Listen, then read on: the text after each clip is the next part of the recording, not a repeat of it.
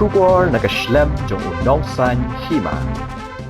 Khun Jong Antiq Ahmed ubadei ru unong le ke kamrunar bat unong yalam ka sengsan perthei Jong Uttar Pradesh u aban Ahmed ula Khlad no ha ka jingja accident kali ha Jhansi district Jong Uttar Pradesh Katba udang Leit banya kendu ya u Hynmen Jong u Ali Ahmed u balasha aset Phatok katkum ka jinge tho ki he pulit laong ba kate ka kali ka bakit yau aban bat sangut ki weipat kidang yat na prayak raj banlet cha Jhansi ha ka ba kate ka kali kamla shu bante lakam kala Leit banten ra ya upod ubapya ya ka surok arliang ha ka surok ba Jhansi Kanpur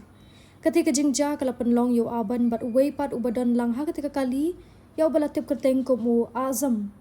bakin Khlad no kat ba laingot ki weipat kila men saujur mar ki kan hun pulit kila poisha ketika jaka ban penlat no ya ki bala men saujur la register ya ketika mukot duma kat kum ki kendon an bat ka jing tokit kadang ya chekmat ban lap ya ka daw jong ka jingja accident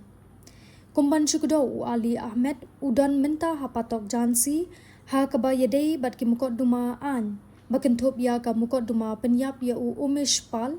kani ka jingja accident ka pendap susu ya ka jing kiba kalong ying Jong Anti Ahmed kaya kendu kabaya deiru barki katu kat ni ki kam runar barki kam san Hima sima kiba he bah ha Uttar Pradesh.